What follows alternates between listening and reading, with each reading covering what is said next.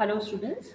Today we are going to discuss about multiple integrals. Multiple integrals means double integration and triple integration. We already know what is a single integration. So now we are going to extend our knowledge and information.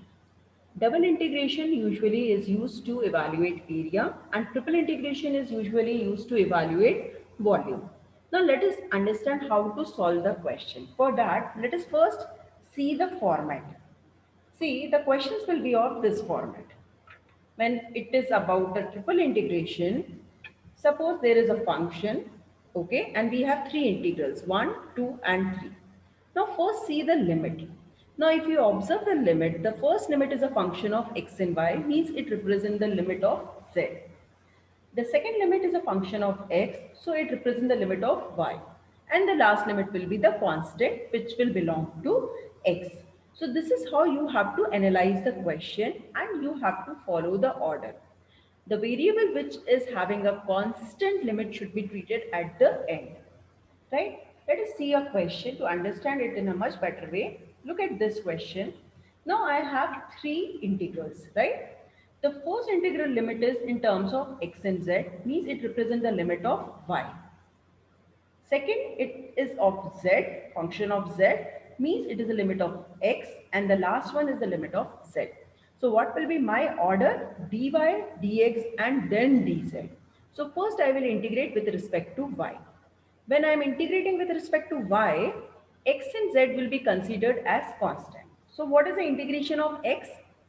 X, y, because x is a constant. Integration of y, y square by 2. And integration of z will be z, y. So I will get this result. Right? Now you should apply the limit, upper limit minus lower limit. Right? Always have a habit of writing like this. The variable which you have integrated should be put in a bracket along with the limit. So there will be no mistakes while solving. Now apply the limits in all the three terms, upper limit minus lower limit. What we will get? See, we will get this type of expression. Right? Now the first bracket, if you solve, x and x will get cancelled and you are left with 2z. Same way, the second term, you open it by a plus b whole square and a minus b whole square and you will get the result. Third also, x and x will get cancelled and you are left with 2z into z. So now I have this function left with me. Now I will be integrating with respect to x. So now when I am integrating with respect to x, what is the 2z will be a constant now. Integration of x is x square by 2. Here integration of x will be x square by 2 and here z square into x and the limit will be 0 to z. So I will have this expression now. Right? So now I have this expression. So apply the limit and see what are you getting now. Put the limits z square minus 0, z square minus 0 and here z minus 0. So what is left? Z cube and z cube, that is 3z square, is 3z cube. And integration of z cube is what?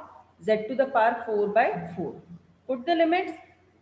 Z to the power 4, if I put 1, I'll get 1 minus 1 to the power 4 is plus 1, that is 0. So answer is 0.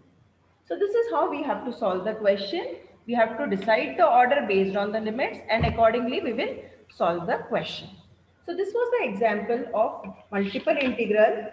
Now let us see one more question to understand in polar format. Now suppose you have this question. Again, I have three limits. See, when you have the constant limits, order does not matter, but you should take care that limit of r is this, limit of theta is this, and limit of phi is this. That you should not interchange. But yes, I can integrate in any order with respect to r first, or with respect to theta first, or with respect to phi first. So here I can write down the integrals like this because the limits are constant. Now integration of r is r cube by 3. Integration of cos sin theta is minus cos theta and d phi is phi. Put the limits and this is your answer. Thank you, students.